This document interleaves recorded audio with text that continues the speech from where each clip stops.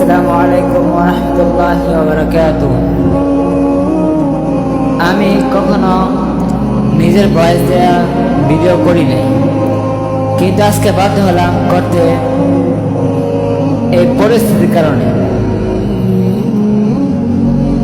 আমার ভাই ও বোনেরা, কখন ওস্তাদের সাথে বেয়াদবি করিও না, কারণ আমার নবী যে বলছিল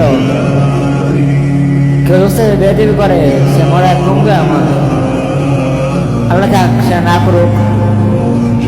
ঘটনা কি ছিল, এখানে যে হুজুর দেখতে পাচ্ছে যে আমার হাতে টাকা দিয়ে করতেছে,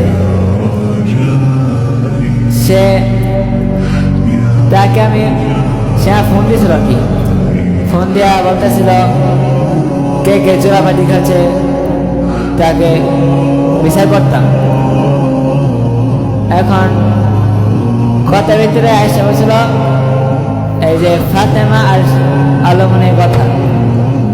তখন মাগরিব দেরি করে আসছে আর কি, ক্লাস টাইমে। আমি বলছিলাম দেরি কিসের জন্য হয়েছে, আর বছর জাওয়াজে আসছে। এই কথা আমি হুজুরে বললাম, হুজুর জাওয়াজে আসছে বলে।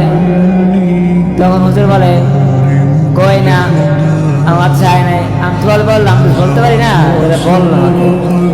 এই কথা হুজুর তারপর জিজ্ঞালো, তারা বললো কি না আমি বলি নাই কথা, আমাকে বলে নাই। বলুন ছাত্র কেমন ছাত্র ছাত্রী এগুলা, যে ওস্তাদের কথা মনে করে, ওস্তাদ মিশাতে পারে। আর সে কেমন ওস্তাদ, ছাত্র কথা শুনে আমার মারতে।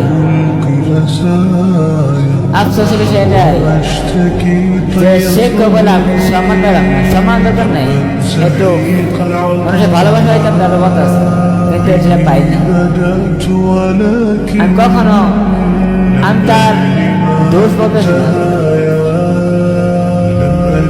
তাকে ই করি না। আমার তো বলা আমার কেউ নাই, আমি বাসা না এই সংস্কৃতিটা বল। আর তাকে তো চিনবে, এই যে আমাদের জামা খান 3 সিট মসজিদ সেখানে এসে থাকে, তাকে তো বোঝাই যে একটা শিক্ষক সাথে কিরকম আচরণ করতে হয়, বোঝাই। আসসালামু আলাইকুম।